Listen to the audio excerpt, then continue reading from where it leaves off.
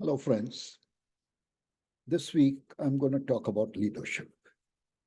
And today, I start with the basic, and that's about what makes us leaders.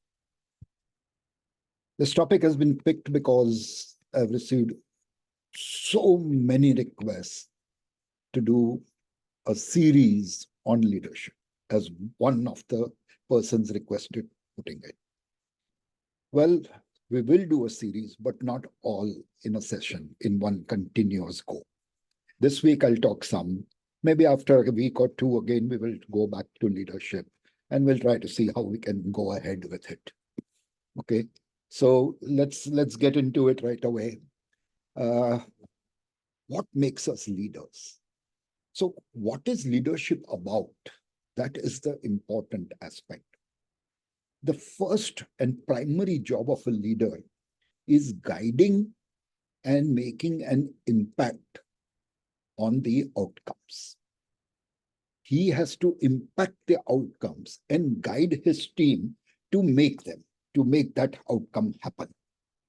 And as I said, team. So his second task and important task is to enable groups of people to achieve things that they could have never done individually. Basically, make a team and make sure that the team is coherent and performs way beyond. If it's a team of 4 people, it's not 4x performance. It should be exponentially to the power of 4. That's what is important for the leader to achieve. And it is not things that we talk about. It is not what we just say to people, but it is about the things that we do. It is action that makes you a true leader or not. Of course, words are important because the words are the primary thing that is going to inspire and motivate your teams. But at the end of the day, it is your actions. You have to walk the talk. And some of the things that you really need to do and show by your actions, show by your attitude, is to be supportive to your team members and to have that attitude of being result oriented. It doesn't mean that if you don't get the results that you desired, you start barking at the teams. No, you start coaching them and you guide them. We'll come to that. And a leader has to have the capacity of seeking and understanding different perspectives for any challenge that comes his way. It's not just about one thing, it's about many things. And you have to be very, very proficient and effective in solving problems. That's very, very important. Because at the end of the day, your task is to make sure that things happen. You have to make sure that you get the right outcomes. And therefore, being proficient and effective at problem solving is very, very important. So, what is great leadership about?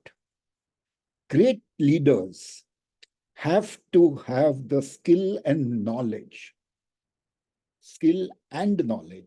to be able to access talent from within your teams or outside, and tools, whether it is a digital tool, whether it is a physical tool, whatever it is. You need to be able to have talent and tools which you can access that are needed to drive and impact innovation. At the end of the day, a leader is as good as his capacity, his power to drive innovation. And therefore, a leader needs 3 things. He has to learn 3 skills, and he has to play those 3 roles to become truly a great leader. The first of those roles is to be an architect. You have to be capable of building culture within the organization and within your teams, and capabilities of your team and the organization on the whole. So you need to be an architect. The second role that you will need to play is to be a builder or a bridger. So what I mean by builder and bridger is that you need to be able to build and bridge networks, two of them together, to find out talent that can be used for problem solving within the organization and outside of the organization. Maybe sometimes your team is not well equipped, in which case you will have to look outside the organization, and you should be able to bridge and get those teams to work together. And you need to be a catalyst. This is your third role. You need to be a catalyst who will lead beyond the organization, and you will lead in the entire ecosystem that your organization is working, in which space your organization is working. So that's the A, B, and C of leadership: architect, builder or bridger, and a catalyst. If these three things are not there, you can't become a great leader. And to do all of this, you need to develop the right mindset, and you need to be conscious of your thoughts and beliefs. So if you don't have the right mindset, you will never be the ABC that is required. And just being an A is not enough in today's times. You need to be the A, B, and C to be a true leader today. You need to have the right communication and listening skills. Very often I have seen that leaders have great communication skills, but they have very limited and ineffective listening skills. And that puts them down. Okay? And you have to have integrity.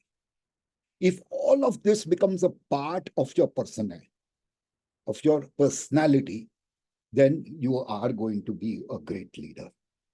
So great leadership is about developing a broad range of skills. Now, if you want to be a great leader, you have to develop a broad, as I said, you need to be the A, B, and C. And why? Because you are going to face so many different challenges, so many different problems which you have to resolve.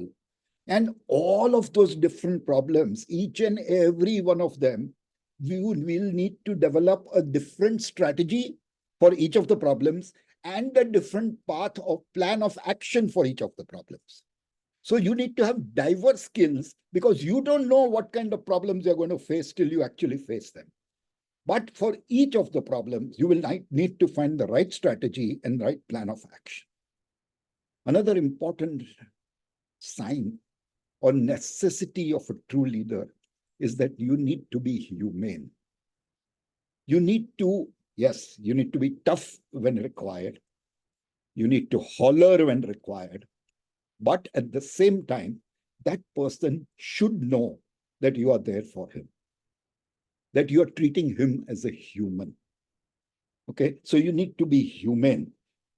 You need to be a coach rather than a critic.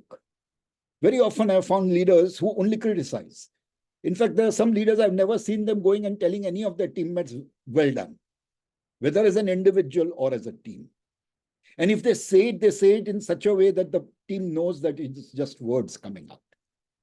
So you need to be a coach rather than a critic. So even in winning situations, you need to become a coach. The first thing is you need to teach them how to accept a win. It can't go to their head. You got to make sure of that. And second, even in a win, there might be some things that could have been done better to make the win better, to make the win easier. And those small tips, even in a win, are more easily accepted by the team because they are already on a high of winning. And now they know that, okay, whatever you're telling them is only to get them even better. So you need to be able to coach and not just be a critic. And you need to be capable of empowering your employees. Very often we give them profiles, but we don't empower them. And that empowerment is very, very important, because then that person takes it up as his responsibility and not just as a plain, simple job he has to do. So you need to be capable of empowering your employees. And to top it all, a leader has to have people skills. And you will notice that most of the things that we are talking about for a great leader can't happen without having people skills. So you need to have great people skills. So everybody says, oh, he's a born leader. But trust me, in 95% of the cases, or maybe even 98% of the cases, you will find that leaders are not born leaders, but they have trained themselves and have acquired the skills that are necessary to be a great leader. So they, through years, through conscious effort, ingrain the skills and the attitude that is required to be a great leader. So once this is done, it's much easier. Okay. And these skills can be learned. It's not that it's rocket science. It can be learned, and you can develop the right mindset so that you become a successful leader.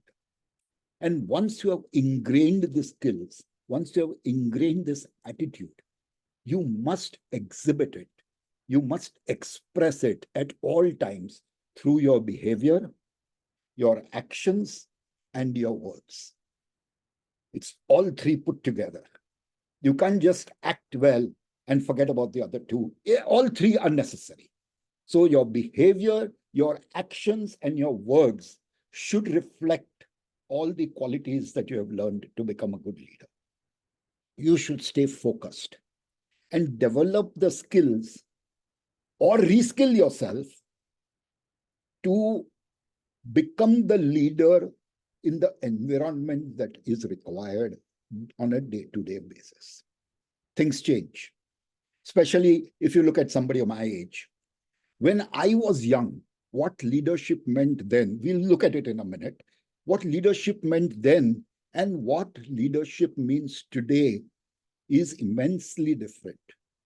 And if as a leader you have not realized that difference, you are not a great leader.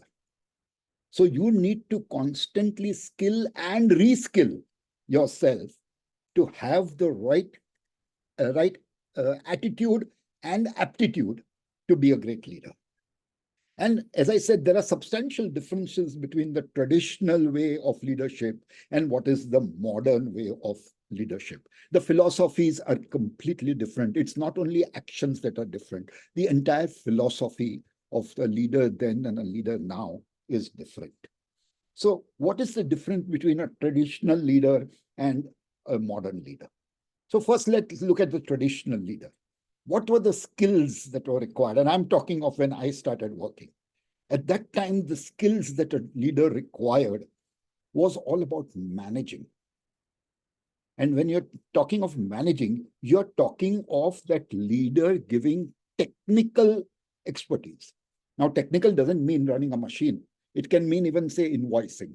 It can mean preparing a bank statement. It can mean so many different things, which requires skills. We are referring to all of them as technical. They are professional skills, really speaking. So your leadership role included giving them, providing the technical expertise and direction on how to do it. Okay, so that was the main thing. And the entire philosophy at that time of a leader was command and control. And at that time, leaders were mainly divided into three categories. One was the planner, who made the strategy, so to say. The second was the director, the one who assigned responsibilities to various members of the team. And the third was the controller, who ensured action. And more often than not, in old companies, you will find that all these three types of leaders, roles of leaders, are by different people and not one common leader. Okay, and that's not the best thing to do. A person cannot report to too many leaders. It doesn't make sense. So what is modern leadership? What is the difference? The first and foremost thing is that the modern leadership is human-centered. You are not just talking to employees or managers. You are talking to human beings. So it is human-centered. And what a leader in today's times really has to be an expert at is building agile and importantly, digitally enabled organizations. In today's times, if you are not digitally enabled, your organization is going to fail. Not do badly, it's going to fail. Okay. And the leader today, because everybody has become more knowledgeable, everybody expects the best from the leader. You need to be capable of satisfying and looking after the interest of all the stakeholders, whether it is your investors, whether it is your customers, whether it is your employees, and whether it is your vendors, even your suppliers.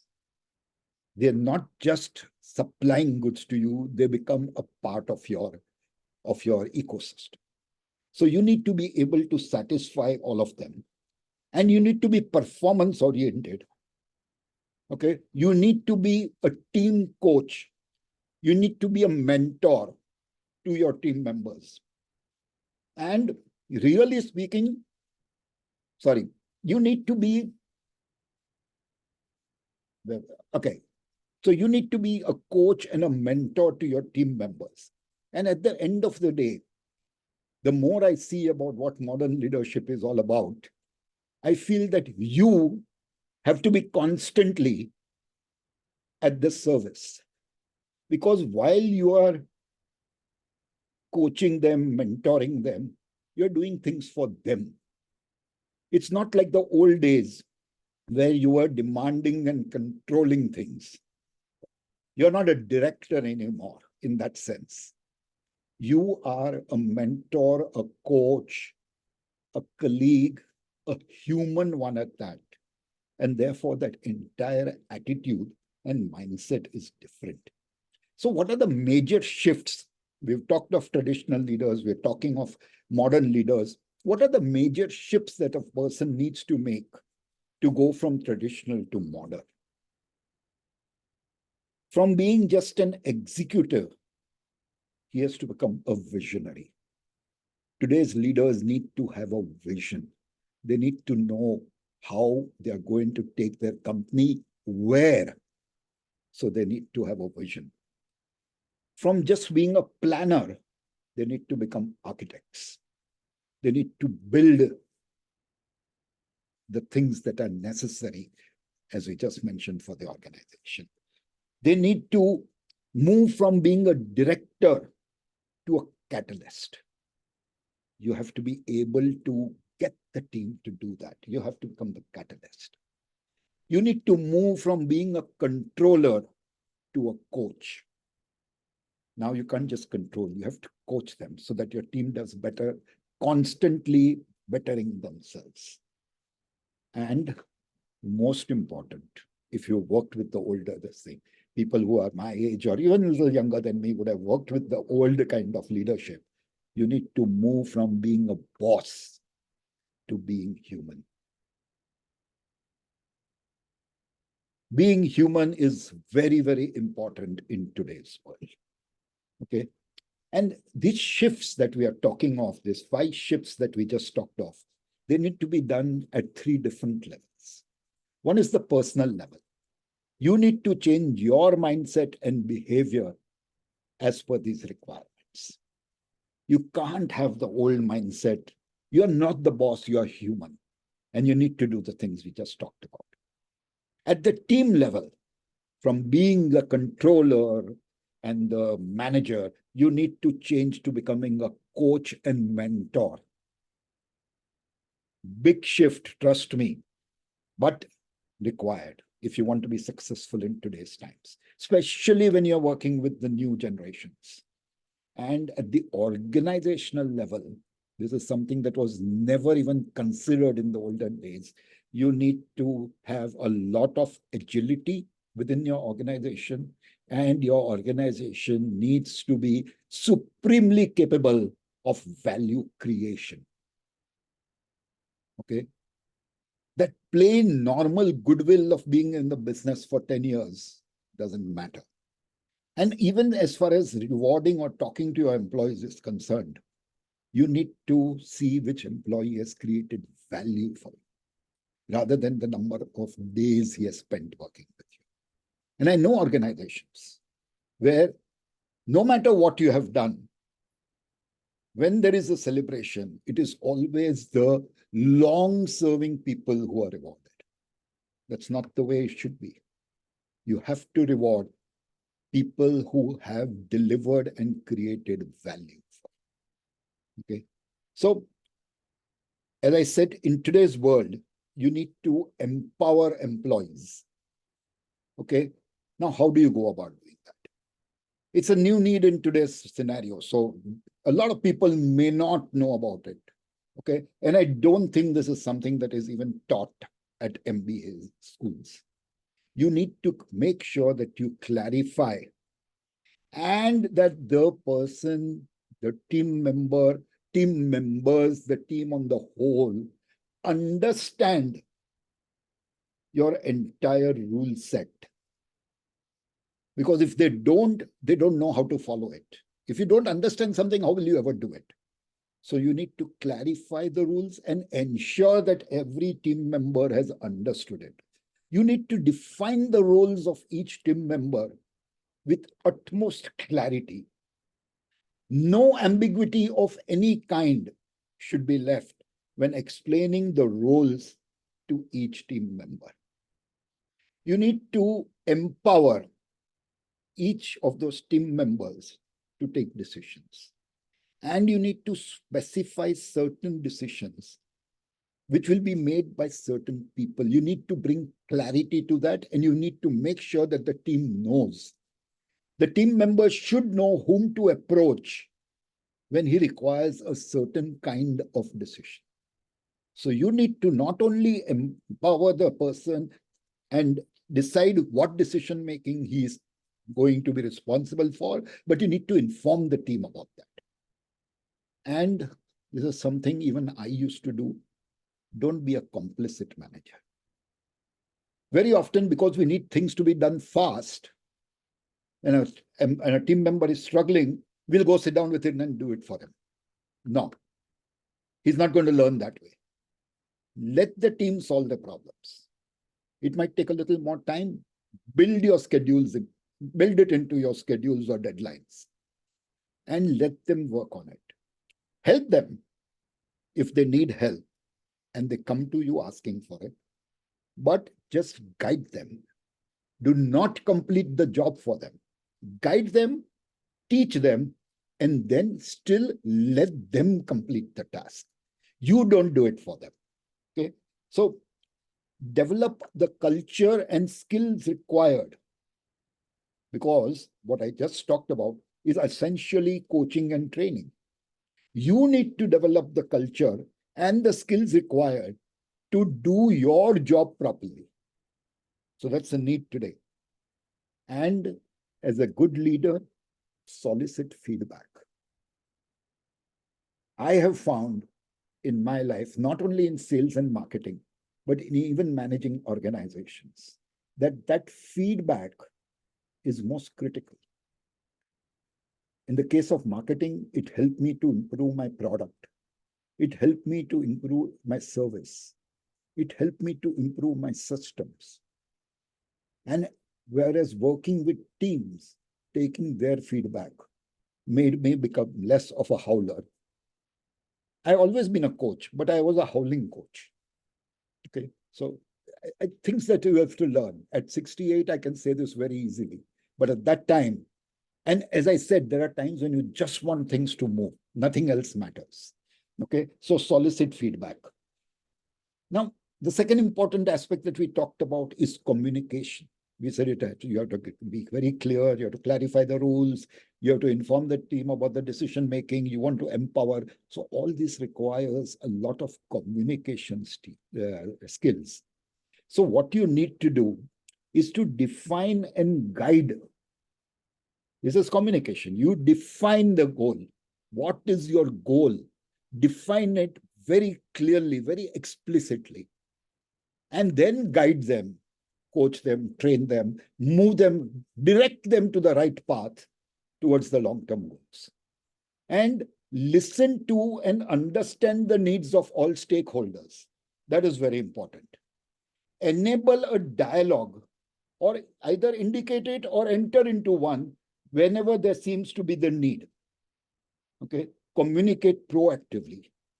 Take the initiative and talk to your team members. Engage in one-to-one meetings when you or the team member requires it, and give praise and feedback. Just like you seek feedback, you should also give feedback so that they can improve themselves. Having said this, we'll wait for the next lecture on leadership.